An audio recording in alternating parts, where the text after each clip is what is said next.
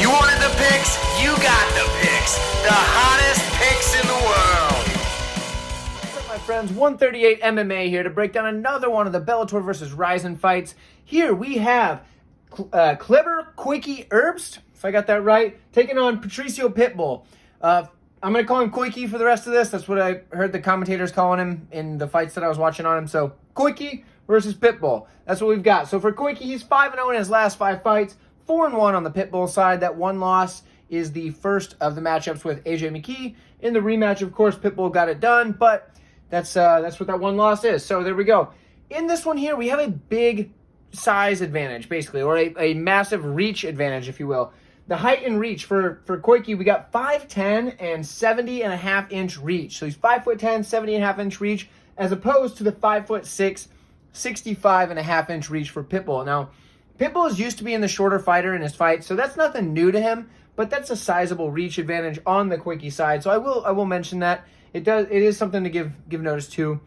Pitbull is also 35 years old. Now, that is about the time that you start to worry about the featherweights. He hasn't really shown any signs of aging or anything like that, so I'm not too worried about Pitbull here, but I wanted to point it out. It is something to take note of. We got 33 on the other side, so not a whole lot different, but something to point out. In this matchup, though, we have another high-level jiu-jitsu competitor taking on somebody who's a little bit more on the well-rounded side, not quite as much in the way of AJ McKee, where he can pretty much just do everything. Pitbull's a little bit more boxer, jiu-jitsu style. He doesn't throw a lot of kicks or anything like that, but he does have heavy hands, and he does have his jiu-jitsu pretty well. In fact, that was what was getting it done for him in his early part of his career, as well as a few lately. He's got some submissions in there, but a lot of the time, Pitbull's content to just knock you out, and he does that a lot. If you can hear some noise, sorry, it's there's a blizzard outside. So anyway, back to this, Koike. So he's a high-level jiu-jitsu competitor.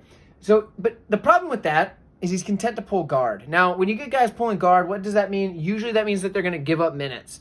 If they're giving up minutes, a lot of times that leads to losing a fight. So for Koike, he's going to want to be able to use that jiu-jitsu to get on top and not give up minutes while being in guard. And if he doesn't get on top, well, he's going to look for the finish. Now, for Koike, he does get the finish quite a bit. He does have some very high-level jiu-jitsu skills. He attacks submissions off his back very aggressively, and he does have those smooth transitions. So whether he's like working his way from your guard to going for a submission, or from his guard going for a submission, or working to try and take your back or whatever, he's able to do those things, or maybe create a scramble, get on top. He's very quick and seamlessly moves. So it's not like a lot of guys. There's the smooth transitions, and then there's the abrasive transitions.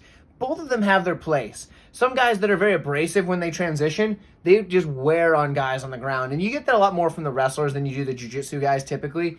But Koike, super smooth, slides into position and can start looking for submissions pretty quick without even giving away what he's going to do next and all that good stuff. So very technical there.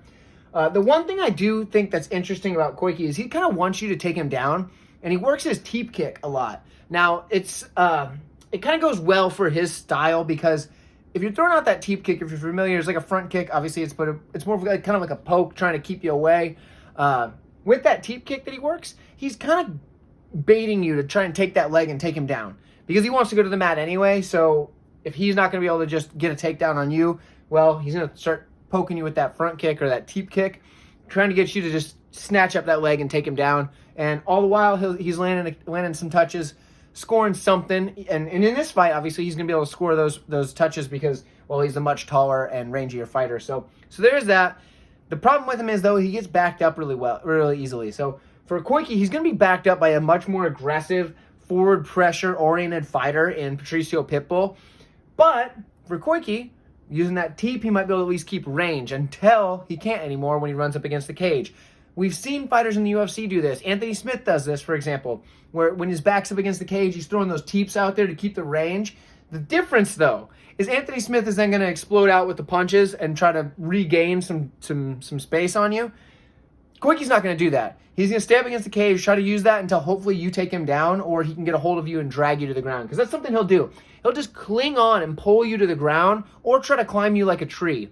And it works for him. His jiu-jitsu is super high level. I'm not kidding when I say that. But the problem is, against a guy like Patricio Pitbull, he has the jiu-jitsu skills as well. and he's got friggin' dynamite in those hands. So for Koike, if you're not willing to engage him on the ground, he can often give up minutes doing the jiu-jitsu butt scoot thing. I hate to see it. It's just what happens sometimes with those really high-level jiu-jitsu guys that don't want to play the striking game, and rightfully so. I wouldn't want to strike with Patricio Pitbull either. The guy hits like a truck. But for Koike, he's going to need to get this to the mat, and if Pitbull won't engage him on the mat, I can see him giving up minutes, losing a decision in that way. However, if it stays on the feet, Patricio Pitbull, like I said, he hits like a truck. He's not lost on the ground. He's got good jiu-jitsu. I think he started at like age 10 or something like that. And he knows his way around some chokes. He has that nasty guillotine that they've taken quite a few guys out with. It's just the squeeze that he has. It's not even that he's got like super slick to the guillotine, like the transitions or anything like that. He's just got a nasty squeeze. And so when he gets that choke on you, you're going out. Rear naked chokes, things like that.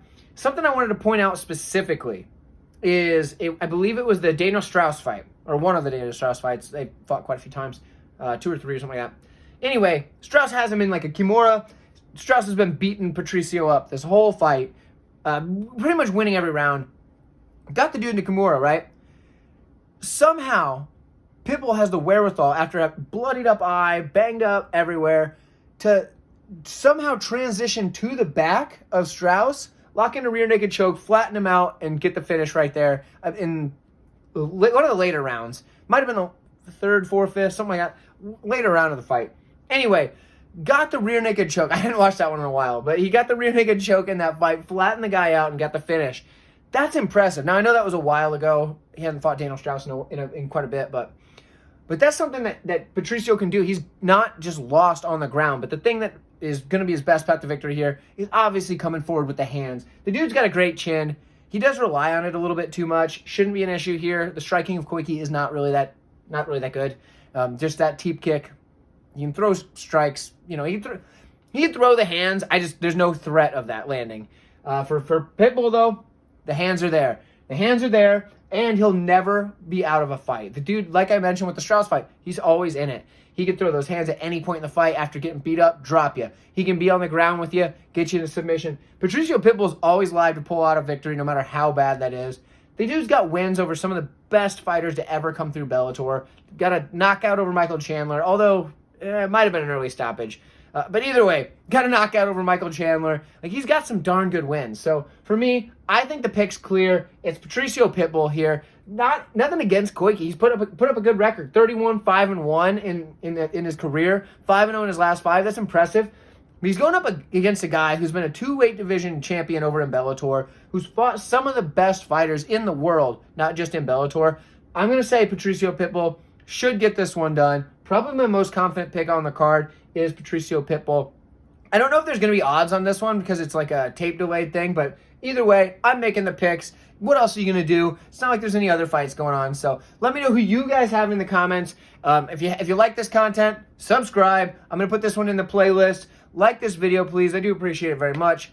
Helps the channel grow. Helps me know what you like. So anyway, I'll see you in the next one. We got some really good fights left on this card. We got 3 more coming.